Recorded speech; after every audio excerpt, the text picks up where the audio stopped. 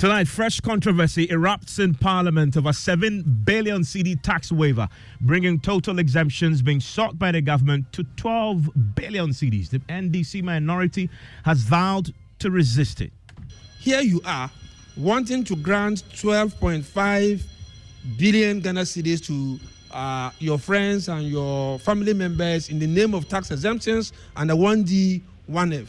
At the same time, you are imposing taxes to the tune of 11 billion. I mean, can you just oppose the two?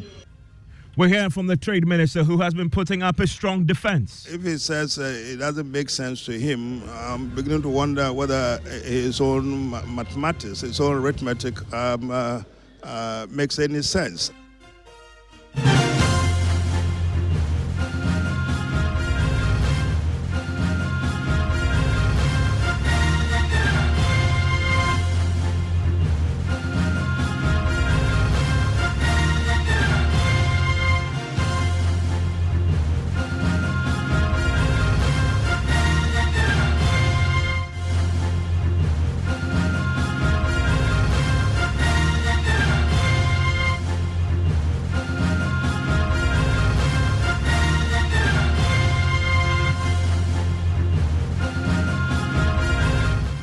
This is Top Story with Evans Mensah.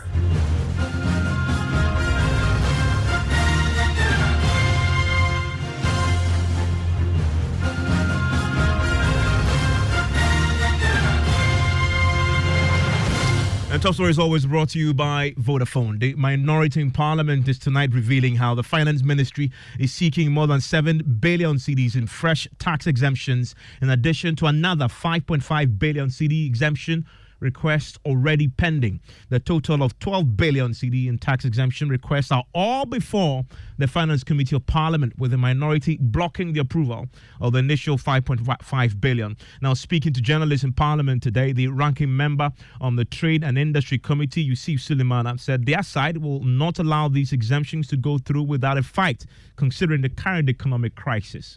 The unfortunate thing is that whilst we are taxing the poor Ghanaian to raise this revenue, we are also at the same time granting tax waivers to friends and, if you like, family members. For instance, we have about 5.5 billion tax exemptions waiting at the Finance Committee for exemptions. We have also been reliably informed, and we are speaking because we have seen documents that suggest that they are bringing another 7 billion tax waivers request to Parliament.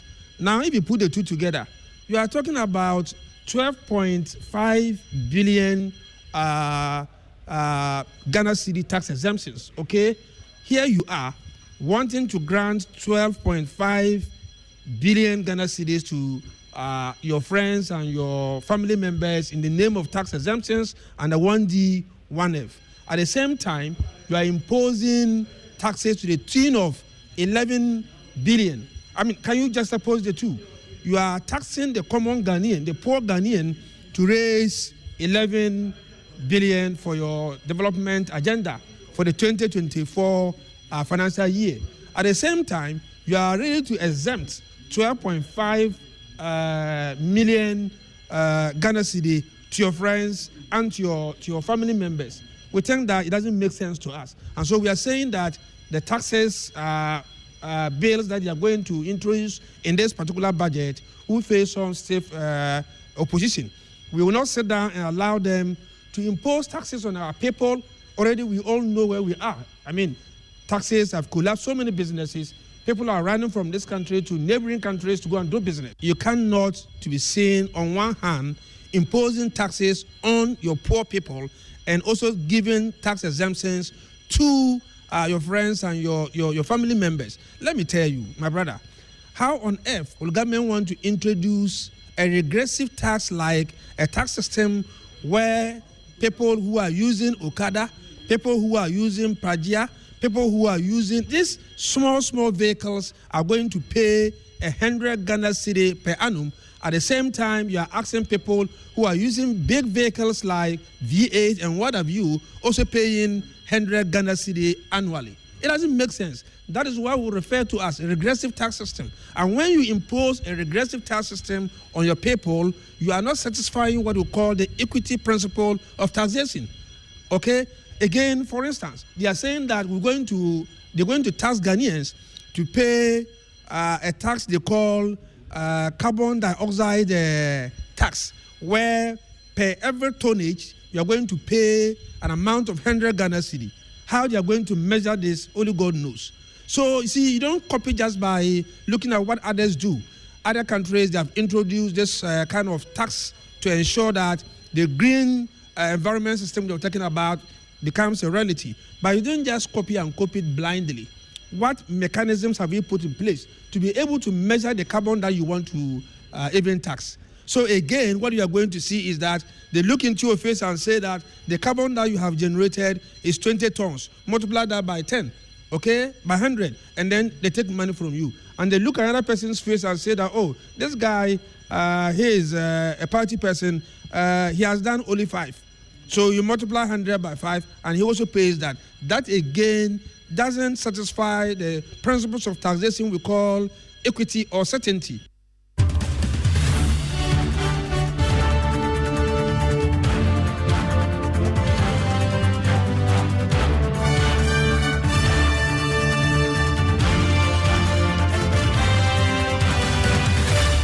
And Kweku, to be clear, and I'm bringing in my parliamentary correspondent now who's on the line with me. Kweku, to be clear, this 7 billion that we're hearing from the minority now, it's separate from the 5.5 billion that was initially the basis for the minority's rejection of the 2024 budget. Yes, that 5.5 billion has not been approved. It's been at the Finance Committee for so many months. In fact, at one point, it forced the Minister for Trade and Industry to file an urgent question to ask the chairman of the committee, who is a member of his own party, why the requests are not being processed at the Finance Committee level. And so this new 7 billion that the minorities say is coming in the coming days, and they're vowing to fight it. It's completely different from it. But Evan, I caught up with Katie Hammond, who is the minister in charge of Trade and Industry, who has been processing some of these tax waiver requests to the Finance Ministry for onward forwarding to Parliament. He says the minorities' claims about the waiver request they are putting out clearly do not hold water, and that, as far as government is concerned, 1D1F is so crucial that if you do not give out these exemptions as something to use them to bring in their own money, then no foreign entity will be willing to put their money in your economy. Well, if he says it doesn't make sense to him, I'm beginning to wonder whether his own mathematics, his own arithmetic makes any sense. I don't know the figures that he's talking about. I haven't looked at the figures. But of course, there's a policy, and this is a policy. There is an exemption act enacted by this parliament. There's also a policy that's been formulated by government, and it is to this extent. It's actually to buttress the point I've been making all along, hence my LI, which to some extent is to encourage home production, to boost our own home production, and of course to facilitate our development. I have never seen any country in the world that has ever developed on the back of imports only.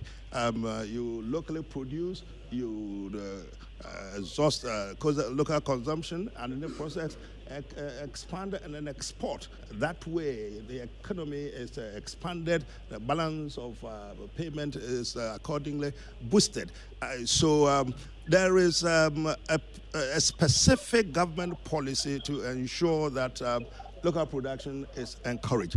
Hence our 1D1F. Now embedded in the 1D1F initiative program is the fact that those companies which have managed to raise some money from whatever capital source that they have, and they have decided that they have the confidence in the Ghanaian economy, and they have decided to invest in the economy, they are to be incentivized. And one of the ways in which we intend to incentivize them is to grant them exemptions. It is done everywhere, just like in the agricultural area, equipment, those other facilities are granted zero exemption.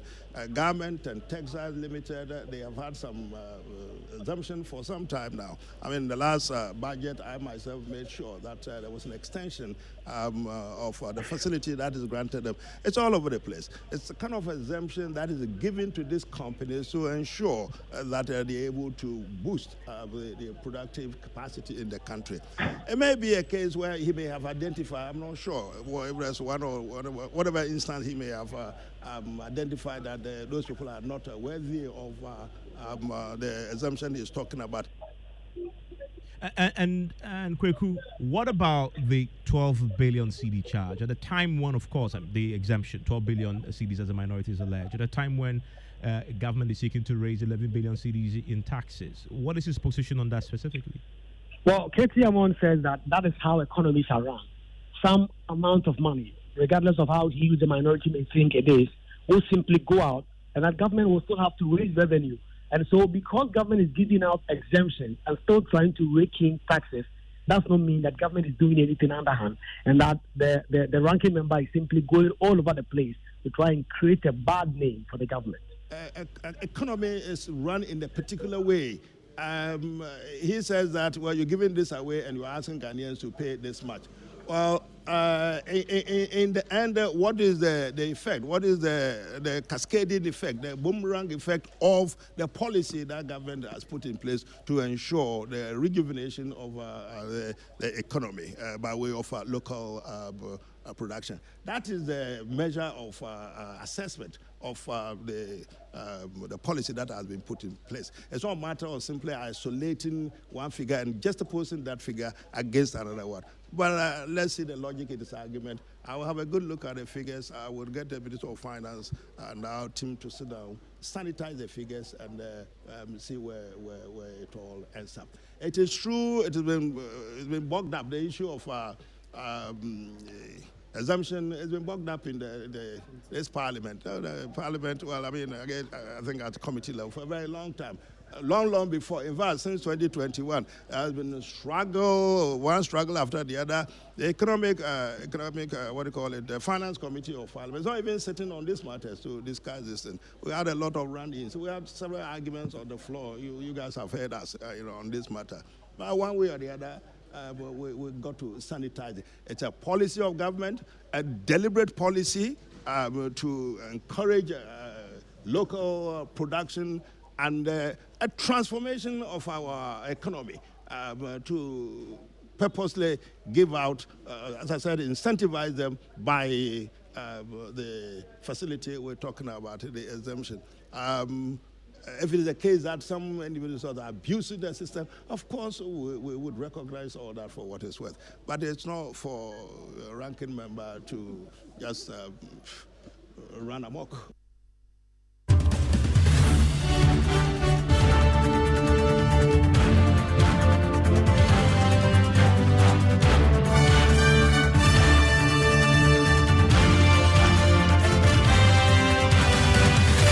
Well, government has another challenge, not only the minority challenge that we're currently hearing and the resistance that they vowed to put up, there's also the IMF challenge, because we are under IMF program, and the IMF program is very explicit on what government can and cannot do with tax exemptions. My colleague Kofi joins me right now with details of this. Now, Kofi, if you read the IMF program document that we sign up for, what does it say about tax exemptions? Are we allowed to do what we're currently doing, 12 billion CDs? Yeah, so Evans, the IMF Fiscal Affairs Department team were here, and they performed some tax diagnostic mission, and they identified some of the measures that they feel that we can use to generate more revenue.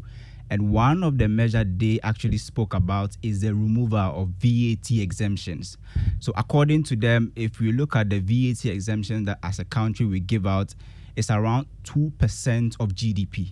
So we decided to do the math compared to the current data, and we are looking at somewhere more than 17.1 billion Ghana cedis. And if you convert to dollars, we're looking at close to $2 billion. So the VAT exemptions alone, according to the IMF's own, workings, exactly, it's costing us some 17 billion. Exactly. If you put that in context, this year alone, as we've seen the conversation has been having, before the finance committee is 12 billion CDs worth of exemptions. But that's not all. The IMF document is replete with several provisions in there that explicitly says government should not be doing this. Yeah. So if you look at not just VAT, what I just looked at was just VAT, which is costing us about VAT exemption 17 billion. But there's also reduction in customs exemptions also there in the IMF program. The IMF program is explicit that government should reduce custom exemptions. It's in there. And government itself also told the IMF certain things that they were going to do, which they said they were going to reduce the number of tax exemptions that they give out to companies in order to raise more revenue. But we've been looking at the same IMF program, and in 2023, this year, VAT exemptions removal plus other tax exemptions, about 8 of them, is supposed to add about 1% of GDP to our revenue. If we do the math, we are looking at close to $9 billion.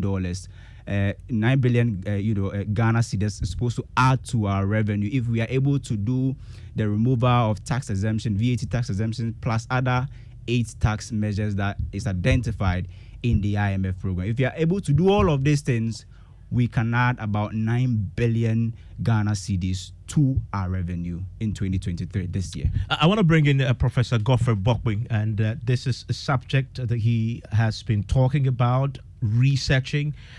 He joins us right now. He's an economist also with the University of Ghana Business School. Prof, so 12 billion cedis currently in total exemptions that the government is seeking currently before the Finance Committee. We've just been detailing what the IMF program says about this. First of all, give me your reaction to the revelation tonight that apart from the 5.5 billion that we spoke about a few weeks back, there's also an additional 7 billion that government has brought before the Finance Committee seeking approval for. Yes, good evening, and good evening to our cherished listeners. This is how Ghana majors on the minor. If you remember last year when government proposed e-levy, with all the exemplified projections about how much we could get from e-levy, 6 billion and the rest of them, we did analysis and said that, look, we were losing far more than that through exemptions. So why not close the exemption regime, rationalize it, make it more efficient? The savings from there will be more than enough to close the revenue gap that e-levy was going to do. The government said no. And we predicated e-levy as though that was our salvation anchor. Then what happened? Okay, so, and if you put all exemptions together, how much Ghana loses annually? It goes more than 5% of GDP. And that is why the IMF program has identified exemptions as one of the key issues that we need to resolve in order to preserve our revenue base. There is a reason for that. If you look at the 2019 State of the Ghanaian State of the Nation address, our own president told us what exemption is doing to our revenue base. And that by 2018, Ghana lost more than 4.66 billion cedis through one aspect of exemption alone. Yes, of course, there's conventional wisdom in using the exemptions in some cases, but we are not doing it efficiently, and we are not benefiting from the idea that tax expenditures can be used to engineer growth, job creation in certain critical sectors of the economy. It's more of abuse. So it's unfortunate. We are back to this discussion. We spoke about this last year, 2 years ago, 2018, 2019. Our own president spent precious time addressing the country, talking about exemptions. Here we are again.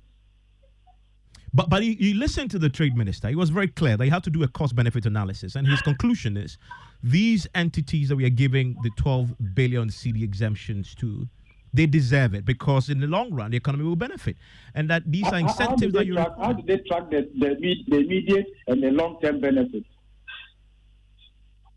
How do they track it? Who will be monitoring it? The others who don't get those exemptions, are they not in here for our long-term economic benefit also? What is the criteria for selecting the beneficiaries? from what we know, from what we know, these are companies under the 1D1F, and you can't deny that it's essential to have them. There is considerable level of abuse in the name of 1D1F, politically abused. We are taking advantage of important interventions to milk the system. This is what we are doing. The point is that if it's that good, why not rather close the gap, deploy that revenue efficiently, creating a general macroeconomic environment that is conducive for businesses, whether they are on 1D1F or they are off 1D1F, they are all doing well. You mess up the economy, you create frictions, you impose taxes at the port and the rest of them, and you know that no business can compete and survive under such circumstances. And then you want to circumvent that by using exemptions to favor companies, politically motivated companies on 1D1F in the name of exemptions. I mean, we know a society like that. I mean, Prof, we are on the IMF program. We've just detailed what the program says about tax exemptions. But the IMF is quiet, at least publicly, having said anything. What's your reading of that whole situation with an IMF program that is very explicit? We've made commitments in that program, and yet government, nonetheless, is going ahead to actually ask for these exemptions. We cannot leave the monitoring mechanism to only the IMF. The program review largely is structured every 6 months or so. But you and I, should be more interested in doing the right thing, much more than the IMF. The IMF will not build our economy for us. We are here. So I agree that the IMF would have to respond. Sometimes they are even more diplomatic than one would have expected. But that is up to the IMF. If they will not respond, it's not for me to respond for them. But considering, more importantly, Prof, considering that it is in the document, this debate has been going on at least when we first got wind of this 5.5 billion. It's been going on for at least the last 3 weeks. And then there's an additional one today of 7 billion. The IMF certainly has a responsibility to either get a government backing check. And clearly from the fact the government is still pursuing this and the trade minister is defending it, that hasn't happened. Well, it is possible that typically, on the average, the IMF will not come in the public that way and take on the government. It's possible they are working behind the scenes. You know, the import restriction bill and the rest of them. The diplomatic community, the international community, they all got concerned. Yeah, no, but they got involved. The IMF was involved in that. In fact, the reason why government pulled out, if you speak to sources, is that the IMF was clear, you can't do this.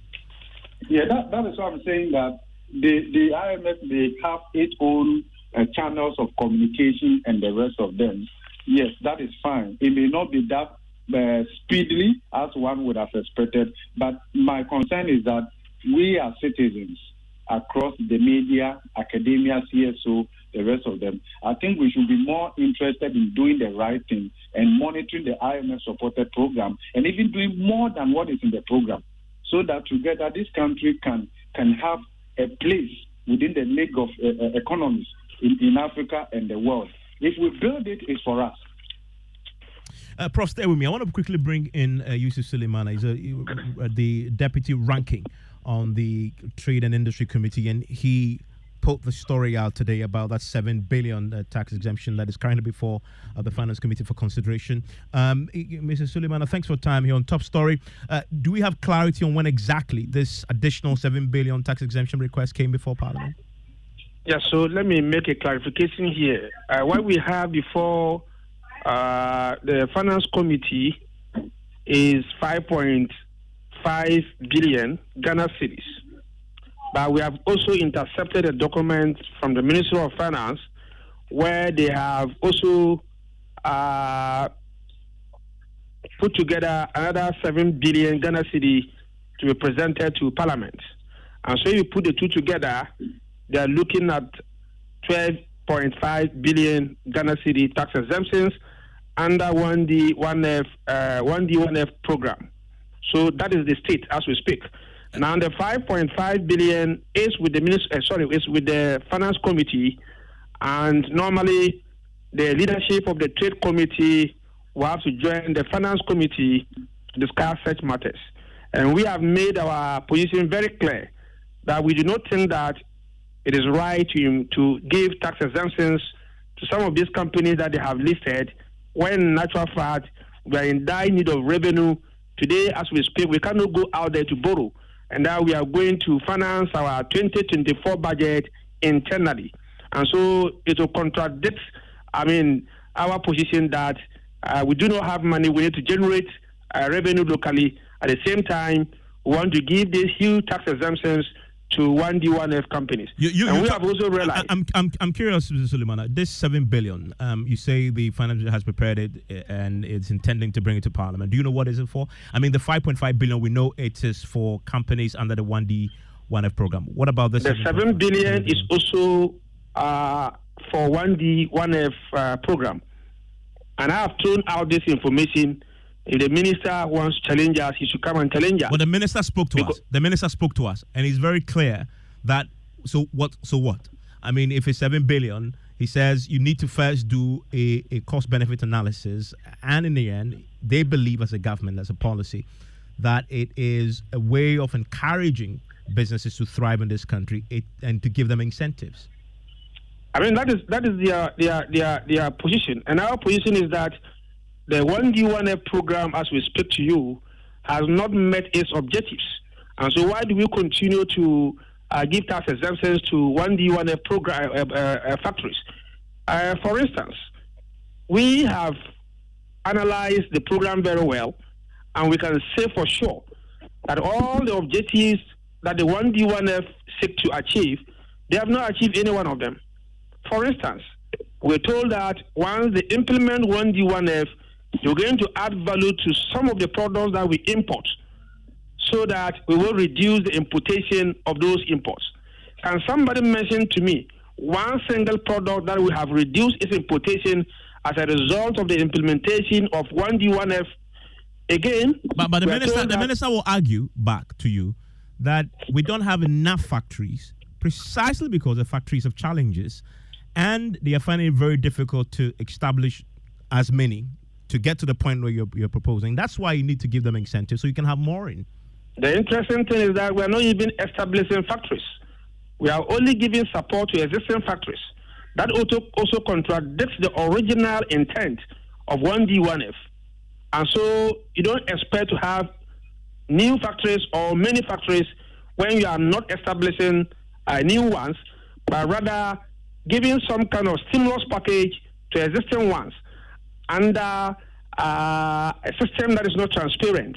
And so you cannot get results. Okay? So let me continue by saying that we were told that it will generate employment. I can tell you the employment figures as we speak today after the implementation of 1D, 1F are rather increasing. Mr. Suleiman, just in the interest of time, you've indicated that you're going to resist this. Already there's a fight over the 5.5 billion, but the budget has already been approved. You've lost the initiative on this, and what's the strategy going forward? Hello? The budget has already been approved. That's what you're going to use to fight this. You've lost the initiative on this. What's your strategy? So let's put it right. What we are saying is that we have approved the principle, the budget principle. Now they are coming out with their taxes. And normally what we would do is to pass these taxes into acts, okay?